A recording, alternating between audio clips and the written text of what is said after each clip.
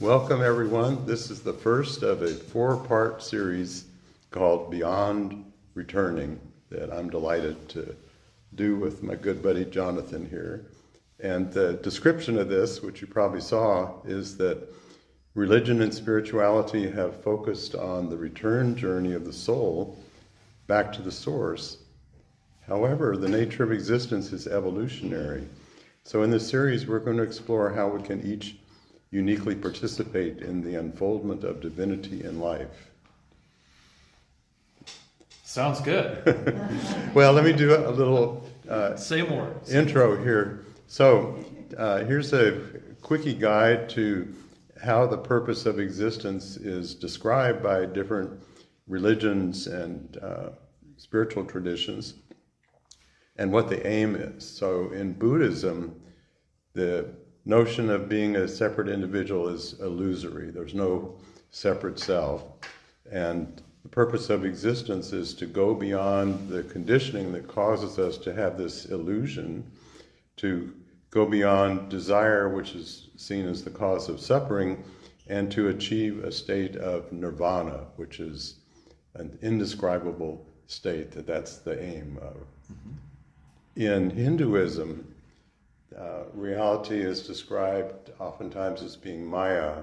It's an illusion. It's the dance of God. It's just the play.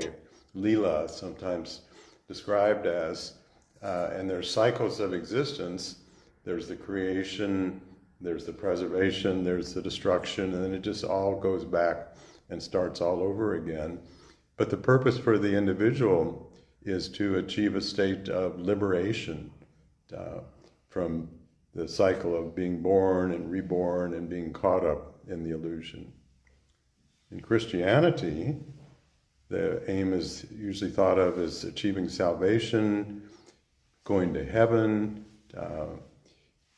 having a life beyond this life, because the life in this world is thought of as the humans have fallen from a state of grace, that there's the notion of original sin, that this is to be overcome and the soul is purified and then goes to a better place. In Judaism, in the mystical writings, creation is described as the divine being set forth light, but the light got shattered into pieces in creation, broken shards, and the purpose of existence is to restore these shards of light back to the original form. So it's like, well, things got messed up, let's put them back together and get back to where it was before.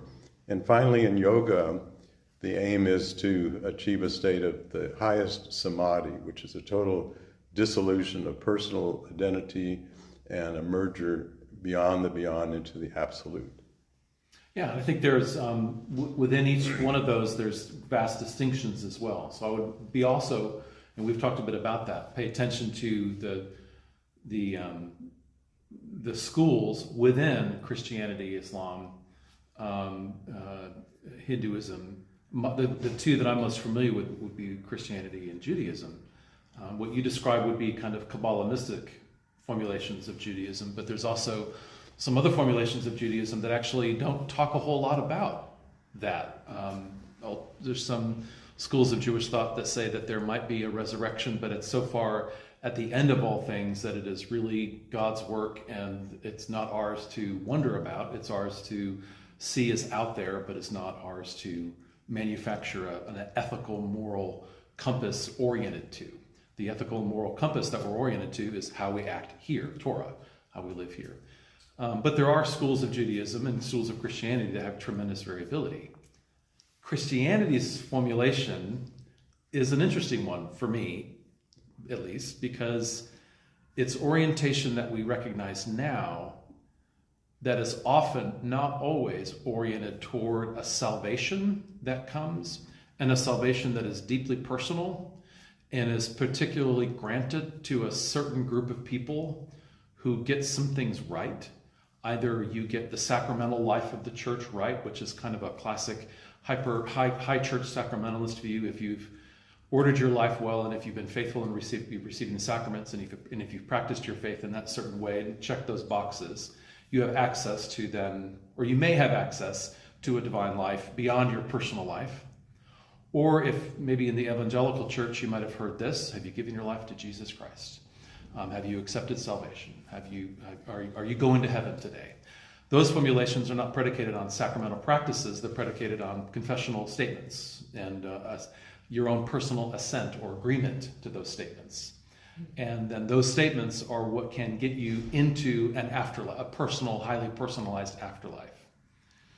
That is an interesting innovation in Christianity, and it's not 100% clear to most or many scholars when that formulation became really important.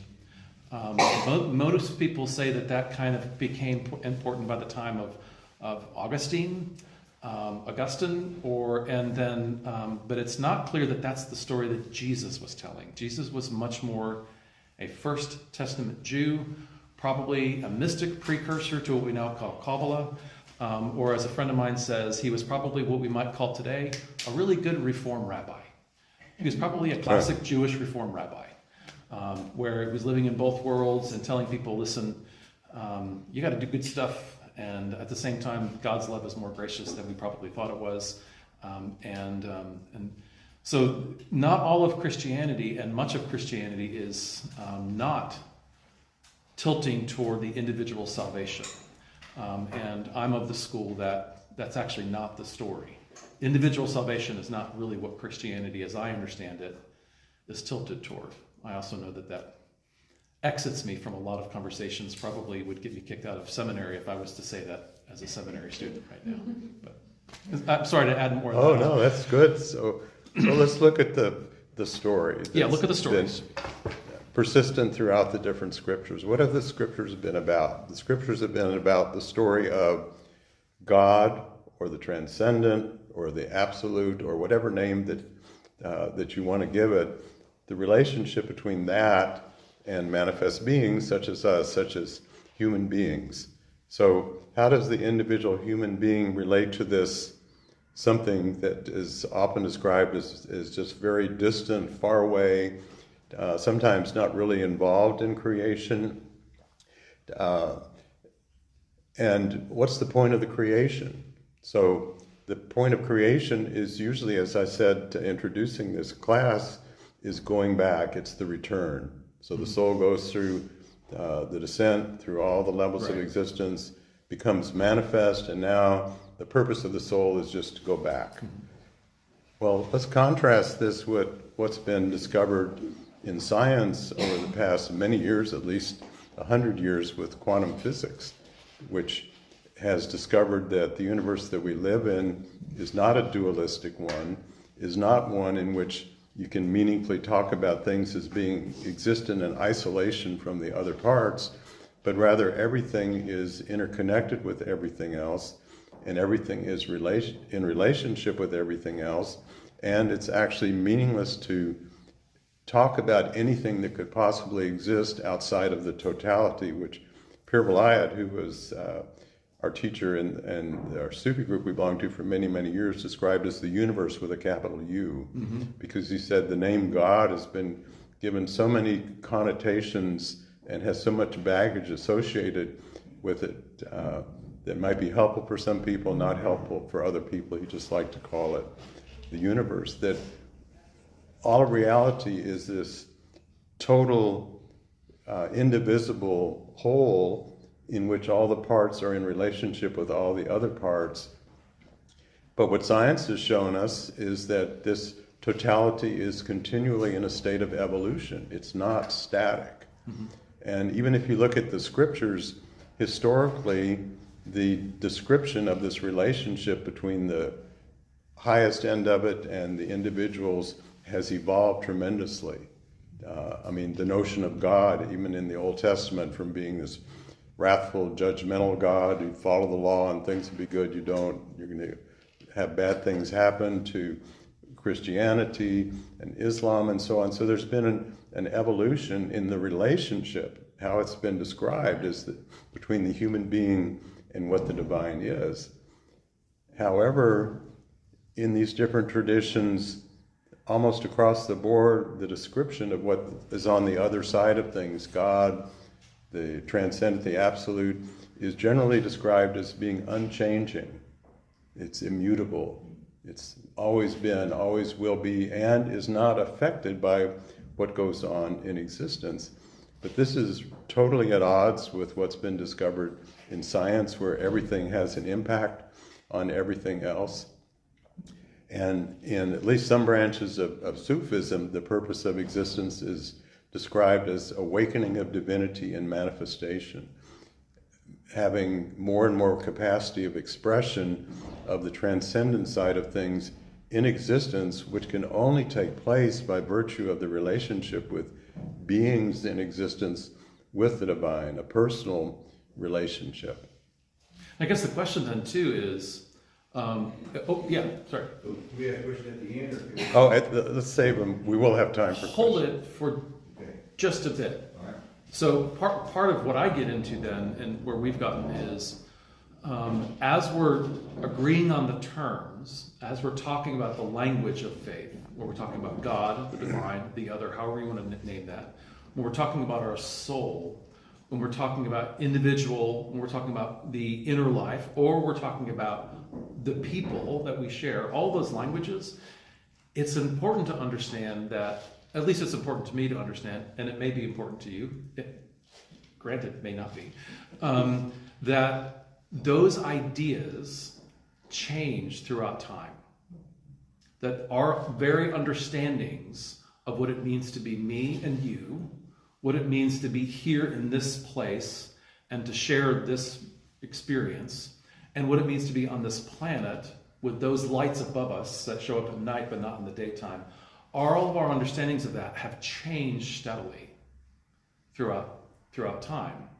And a question, part of the question that we kind of began with is, does our faith also change? Or does the story that our faith tells, or is the language of our faith and the metaphors of our faithful life, and then our understandings of what really is going on in our inner life and in our communal life, but also in our divinely connected lives, does that change as well?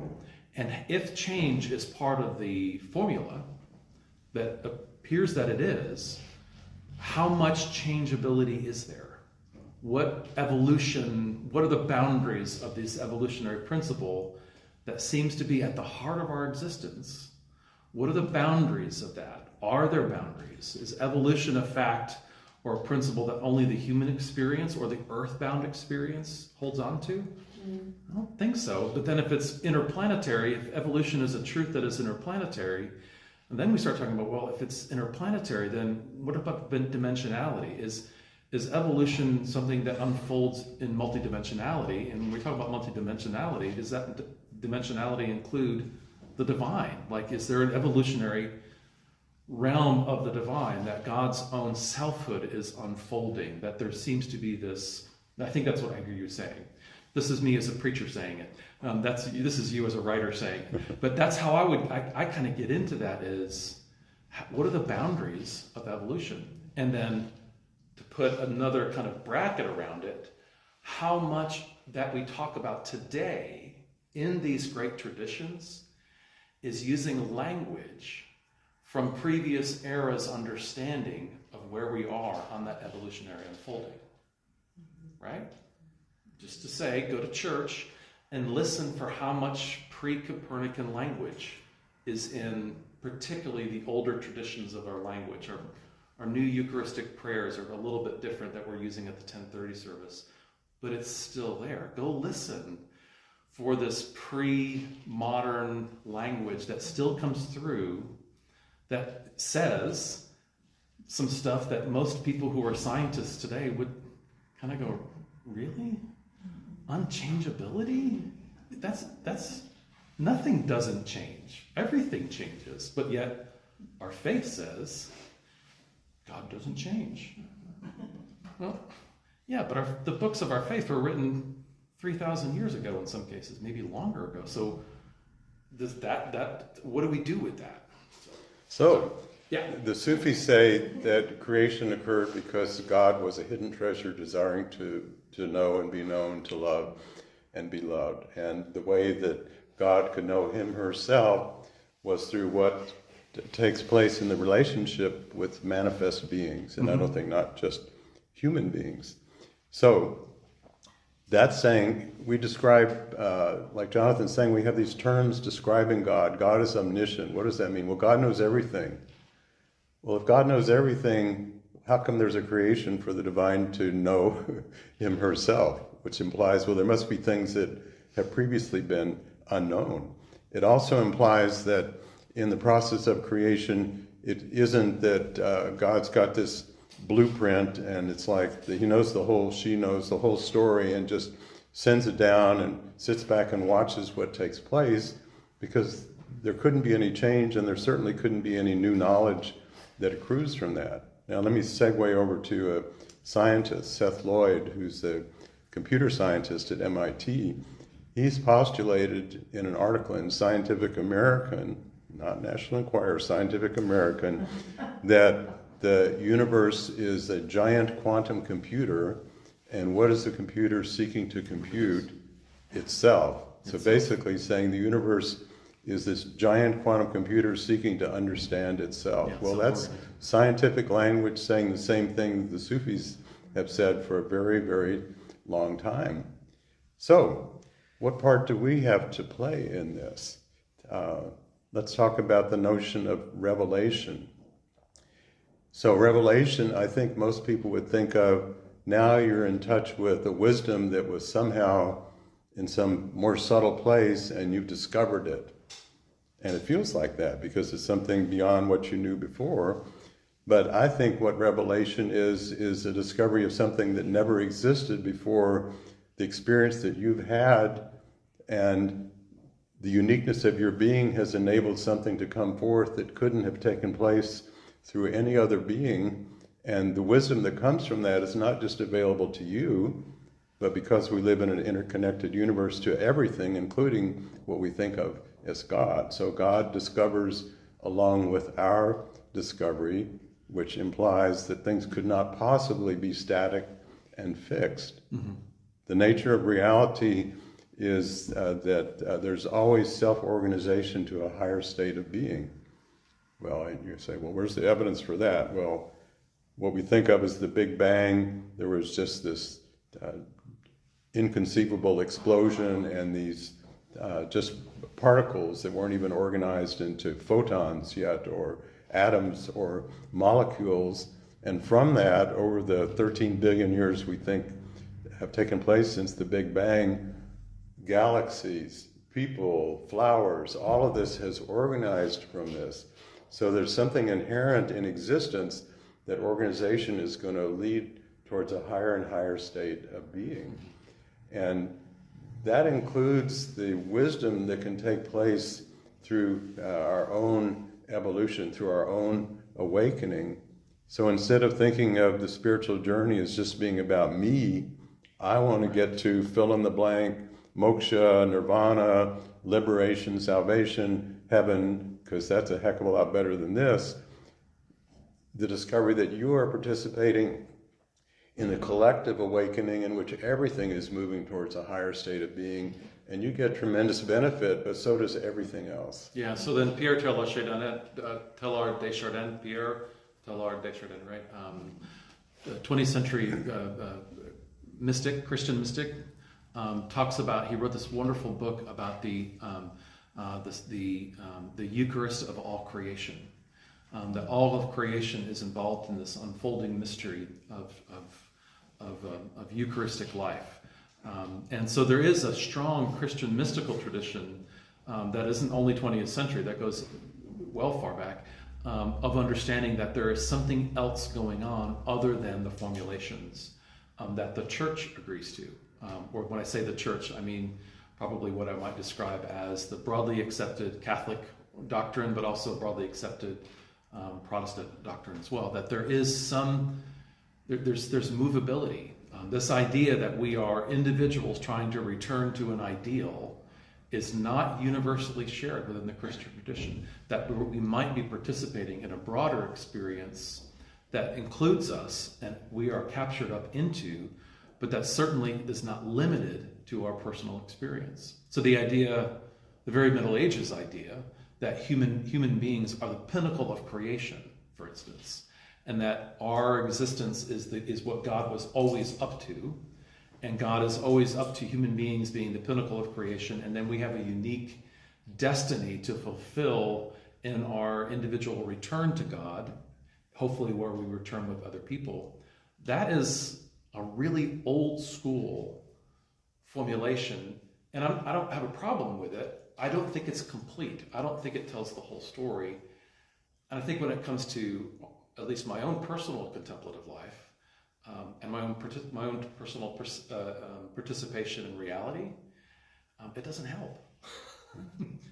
It doesn't help me participate in reality. It reinforces hyper-individualism and gives me permission to remove myself from the other, particularly if that other is from a different faith tradition or is from a different place that I don't know. I can remove myself from the other, because really what matters is that I get saved and my tribe gets saved, and that's good. Which is a very brutal way to live, and it actually informs much of the philosophical underpinning of what we kind of call Western capitalistic enterprise right now. I mean, that's kind of where we get the philosophical understanding of what we now, even people that have deep faith objectivism, who've taken faith out of the picture, that's the philosophical underpinning of even the non-faith specific philosophies of hyper-capitalism and individualism and all of this, versus we're trying to talk about a more expansive understanding that we are collectively in an experience with one another. And that experience is with you and me, but also with creation and with the divine.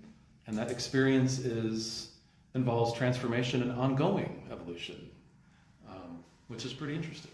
So Jonathan talked about how in the religious services, the language is back and the thinking to what was there hundreds of years ago. And it's very difficult for us to shift away from, it's really Newtonian religion, Newtonian spirituality. Well, that'd be very modern, wouldn't it? Well, anyway, at least back to there. But it's also very difficult for us to shift our frame of reference from what's been discovered in quantum physics, from our usual ways of perceiving ourselves and the world that we're in. So we can know these things intellectually, but in our personal experience, it's very hard not to have a dualistic way of relating to everything that goes on. This is me relating to something separate from myself, filtering it through my concepts and through my emotions, and storing up more data to become more and more convinced that that's the way that things are, that that's the way that reality is. Well, in Sufism, there's two main principles. Some of you have heard these before. One's called fana, which means breaking down of old forms and going through an in-between process where things are uncertain. And then baka, which means rebirth or resurrection. But the way that in different traditions this fana has been described is either what's let go of is the sense of having any identity in some traditions. So if you don't have any identity, then you can experience what is, okay? Or it can be, well, you know, I'm just this limited, fallible being, so I need to get out of the way and just let God come through. I want to be just this empty channel for God, but who is the uniqueness of me doesn't really have anything to do with this. I'm just a vehicle for God to come through. So it's really diminishing the importance of our humanity, that way of thinking about things. So what else is on the menu besides a dualistic way of relationship, thinking that we're this separated individual and we either need to just disappear and go to something different, or be fixed up, redeemed, put back to wholeness, and then go to some other place. Some other transport. Yeah. What else is there besides that has to do with why are we here? Why is there an existence? Well, what else is on the menu is that each of us is a unique expression of the divine being. Scriptures say we're all created in God's image, in the image of God. And the Sufis would say that everything is a unique manifestation of the divine being.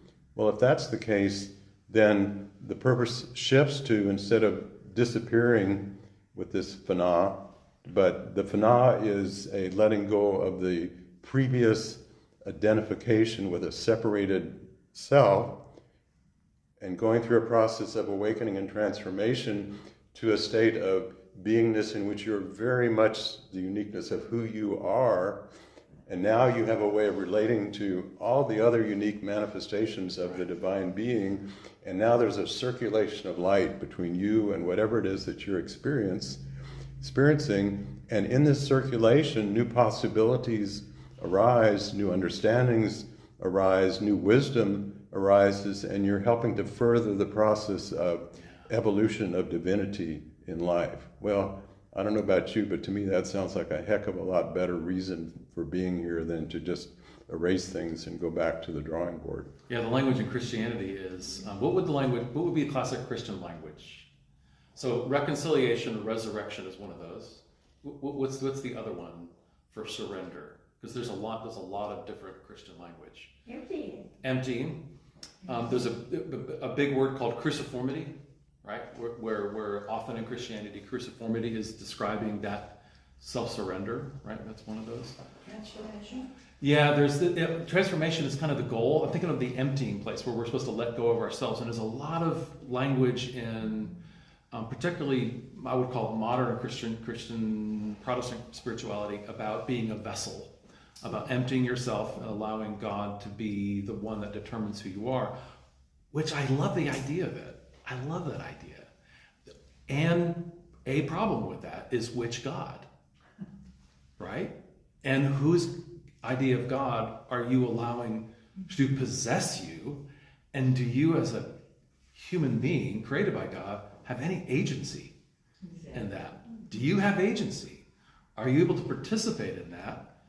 And I think a serious first question with what you're describing and what I'm describing as this problem with the schema of God makes, we kind of mess things up, but then we have to get back to this place, is where's freedom in that? Yeah.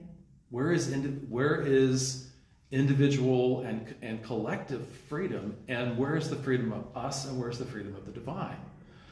That if there is truly, this is what I don't like about the God predetermining everything or God knowing everything. I love the idea of it. I love it.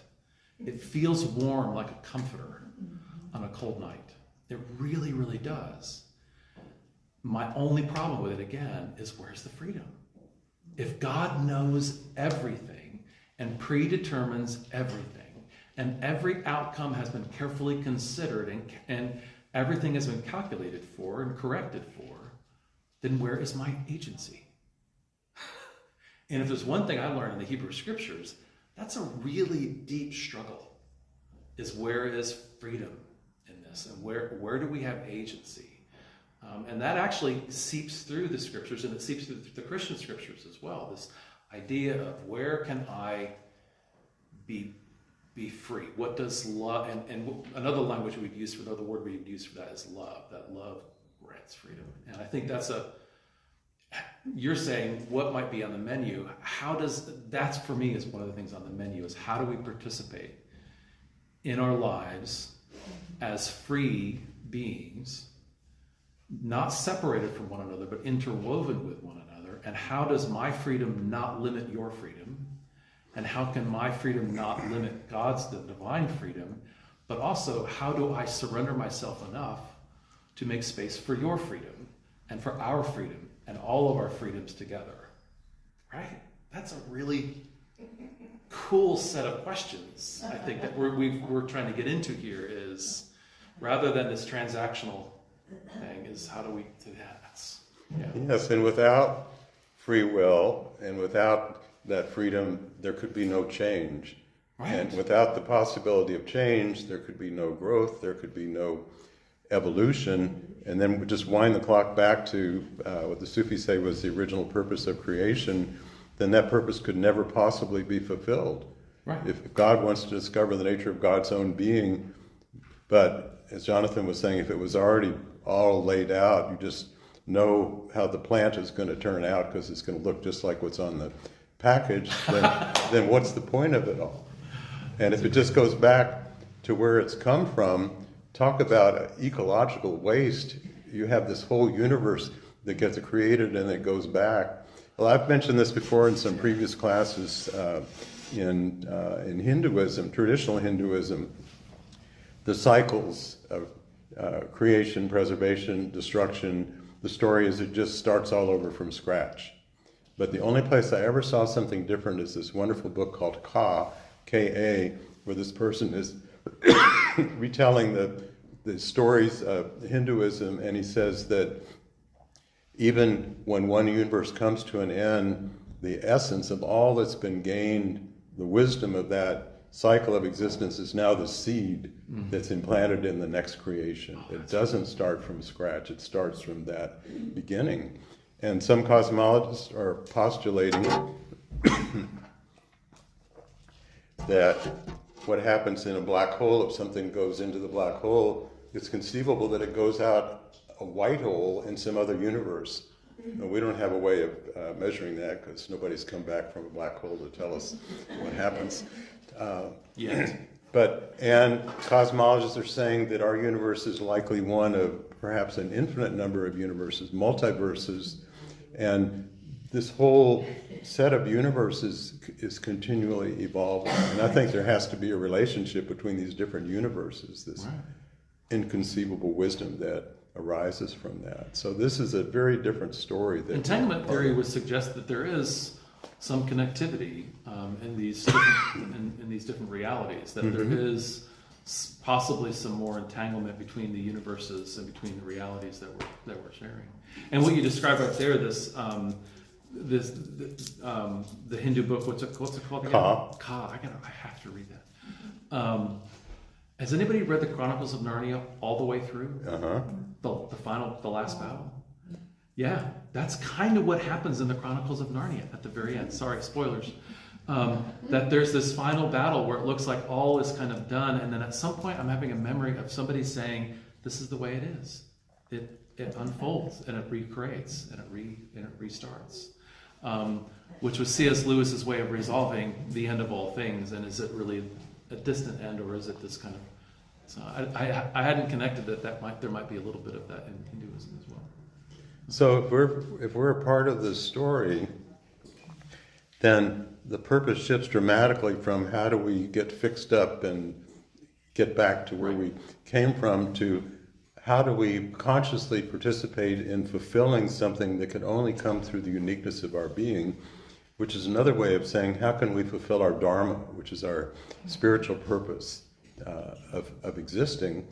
And our dharma is different for every single individual, and it's not necessarily through following certain religious principles or spiritual techniques or whatever. It might be your dharma is to bring joy to the world through music or dance, or bring more beauty through art, or to help foster the understanding of the universe through science. Following the deepest passion of your heart is bringing something into creation that couldn't be there before, and in your way of connecting with other beings that's not dualistically based, but it's like having an interplay of the light of your being with the light of many other beings, and now new possibilities are generated that couldn't have come from any separate individual, but only through the relationship of different people. So even Arby talks about the nature of human beings, that we are beings of bi-unity, bi-unity. We are human divine beings. And he says some very amazing and paradoxical things. He says that each side is the creator of the other side. And he says neither side has an existence without the other side. And neither side has meaningfulness without the other side. So, whoa, try that one on for size, that what you think of as God couldn't exist except for your relationship with God. That this relationship has the potential to bring forth something newly created that could never happen from what you think of as God separately, and could never happen from your identity with yourself, but only by virtue of connecting up the two sides of the true nature of who you really are. Well, that's pretty far out. Well, I'm going to go further out than that, though. Good. The idea of side is a Newtonian concept. Say that again. The idea of side. That's This a side and that side. S-I-D-E, when we're talking about this. That's borrowing language, because our language has trouble evolving into speculative spaces, right? That's borrowing concepts that suggest, again, we've talked about this, the same Newtonian universe of this or that, or even this and that. I think what Ibn Arabi is saying, and I think other mystics have said this as well, is it goes beyond side. This side, and it even goes beyond realm. Because when I hear realm, I think of my comic books when I was a kid, and think about the hero realm and all these other realms that you go to. No, what we're talking about is a reality that is right here. That is an ongoing space in which we are participating, and which is not here or there, and isn't even here and there, like on a highway, two cars driving down different lanes. It's as though the cars were infinitely, intimately intertwined. And that's what reality might be. And again, this is me saying this, but also this is what quantum physics is trying to help us understand about the way reality actually works, with multiple entanglements and the possibility that we are connected, having experiences at the same time in multiple spaces. And you can sense the language, how hard it is to say side. Because when I hear side, I think, oh great, how do I tap into that side? Where's the phone for that? And it's not that, is it? No, I think of it as where your consciousness is focalized, and sometimes our consciousness can be focalized on this side of that bi-unity relationship, sometimes on the other side, but it's possible to have an experience where both sides are cooking at the same time. So talking about realms, the notion of realms, what do we say when someone's died? Where are they? They've gone to the other side. How do we think of as heaven? It's up there. We think of different religions and spiritual traditions have different descriptions for subtle realms of existence, but we tend to think of them as kind of stacked up, higher and higher and higher and higher. And it's a very different way of understanding to realize they're not any place but right here, but the here that we usually live in is a very limited constriction of the actual reality that we exist in. That's great. And it's conditioned by our thoughts and the thoughts of many other beings, not only present thoughts, but thoughts over the ages that have this perception of reality as it's the world of the senses. It's the world of physical senses. There's nothing more than that. And so we live in this constriction of reality, and so when we hear about these other realms, we think, well, they must be some other place. Well, science is postulating string theory that there's probably at least 10 dimensions, maybe 21 dimensions, and they're not stacked up. They're all here. We can't perceive them usually. And, pretty soon probably one of the large colliders will have physical proof that there's other dimensions. Well, mystics have known this for thousands of years, but that's going to be an amazing breakthrough for scientists to go, this is a reality. There's other dimensions other than the 3 dimensions of space and the 1 dimension of time. And it'll just open up our thinking to the world that we actually live in. Let me make one little other segue here. Let's look at the notion of you're ill. Well, what do you want to have happen? You want to get better. You want to heal. Great. Okay, now you're better. Now what? What are you going to do with that? So the Sufis have worked with different divine names, and the name for getting back to a state of wholeness is muid, M-U-I-D, M-U''I-D. But after that, there's muhi, M-U-H''Y-I, which means transformation. So the point is not just restoration. The point is, yes, achieve a state of restoration and now go beyond where you were to transformation. And this is a metaphor for existence. Yes, restore a wholeness of your being where now you can experience yourself in the true nature of who you are and what the true nature of your relationship is with whatever it is that you're experiencing, far out. Now what? What are you going to do with that? What do you want to do with that? What do you want existence to become like? What's your vision for that? So Jonathan was mentioning agency. Well, that implies a choice, a desire, and when different beings share a common desire for unfoldment in a certain direction, it gains a great power to be able to take place. So this is the total opposite of returning. I'm sorry, but you just spoiled my sermon. Because this is exactly what I'm preaching about. Synchronicity. So yeah, really, because I think that's part of what was unfolding in the Jesus experience, and I think trying to figure that out is part of what the early mystical thinkers that became early church leaders were trying to describe when they described Trinity. When they describe this nature of the divine that somehow is big in some weird ways, but also somehow is radically present, but also is somehow, we don't know what's really going on, right? And I think in the church, which I critique the church a lot, but that's not, I'm not critiquing the church, I'm questioning.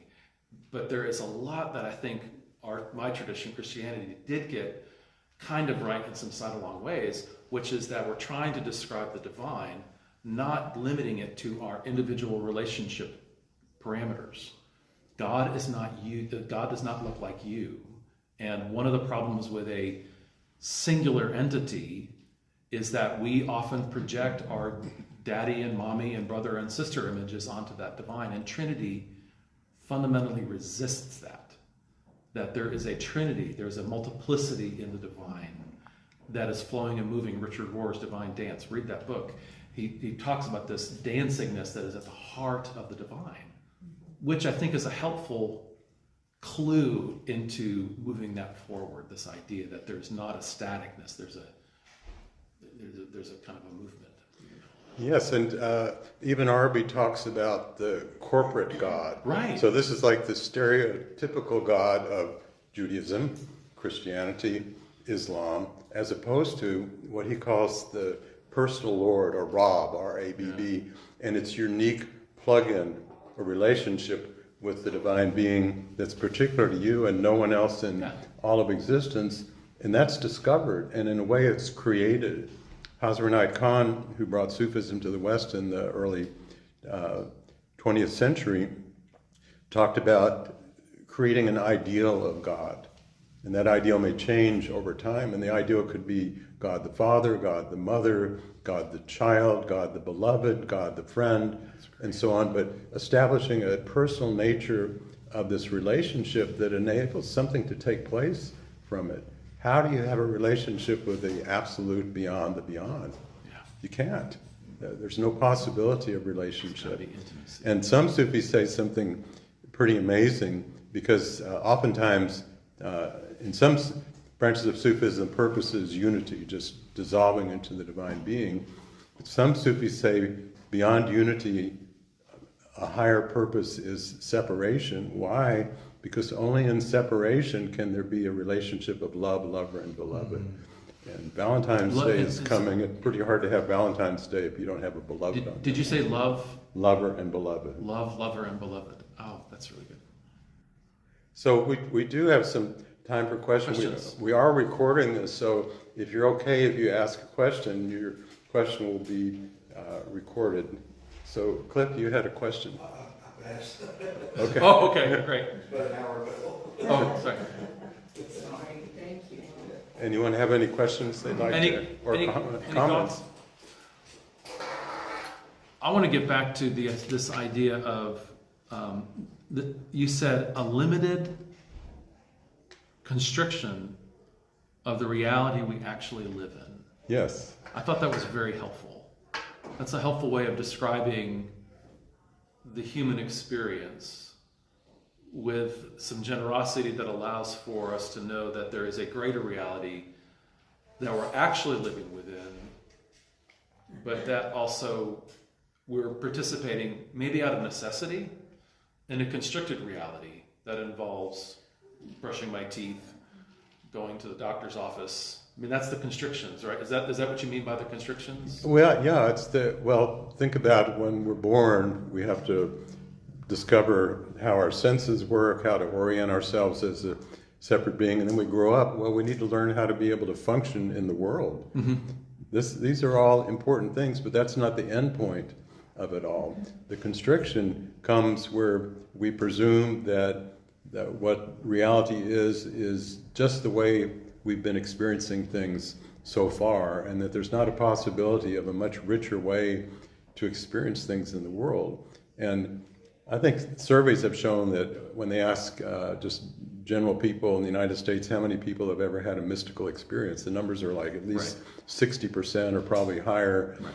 And this is not necessarily people that are pursuing any particular spiritual path or tradition. Often they're spontaneous, and we've all had them. You've been someplace like the Grand Canyon or Yosemite or Big Sur, or you've listened to some music that just made your heart melt, or seen art, or heard poetry. We've been in a transcendent state of being temporarily, where time seems very different, where colors seem much richer. We feel so much more alive, and now we're getting a glimpse of what that richer world is like, but then usually we pull back from that to the usual, and that just becomes a memory. Right. And we think that this is what's real, as opposed to that was so much more real than where we. And that's the constriction. Is the yeah. Okay. Sorry. Any other questions? A comment about constriction, to my mind, being the very thing that allows evolution, that allows growth, that allows expansion. Hello, constriction. Learning to accept that as a good thing and not a punishment. Well, that's a very good question. You could say a laser is a constriction of light to a particular frequency that enables all kinds of healing to take place. So no, constriction is not necessarily a bad thing. We think of it as that, but you could say the constriction is a self, that we're talking about here is a self-created constriction of a mental world that we project onto the world that we're in and assume that that's all that there is. And that kind of constriction is not helpful. And nobody's imposing that on us. We're imposing it on ourselves and we don't realize it, and everyone else we're hanging out with is reinforcing that, because that's the place where most people exist in. Right. But we can have, Pir Vilayat would talk about having inner experiences. He'd say, the Buddha say, place a sentinel at the doorways of perception, seeing and hearing and so on. So it's like if you close off those, now you can perceive something that you couldn't perceive before. You can perceive more subtle things like that. Right. So constriction can be a blessing, and it can also be something that keeps us stuck. But very good question. That is a constriction, just what you said. And it can be a blessing or a curse. Right. It is a thing. But it's not a curse from anybody else. It's self-imposed. If this was video, I'll have to just describe this, but I'll describe my notion of explaining karma to people. Somebody is standing on their own foot, and they're saying, my foot hurts, and and they're thinking it must be their karma, and this little kid comes up and says, mister, you're standing on your foot. You know, we can convince ourselves that we are stuck. Pir Vilayat would talk over and over about we're stuck in our conditioning, our expectation of how things are going to be. And our minds are very powerful creators. We've had a whole series before. We've had one, Diane's had one on the creative imagination. Our imaginations are so powerful in creating the reality that we live in. Right. So when we're dreaming, a lot of times we don't know that we're dreaming, but when we have our eyes open, we don't know that we're in a different kind of dream. Right. Yeah, it's when, what I hear is it's when we allow the constriction to be the only thing.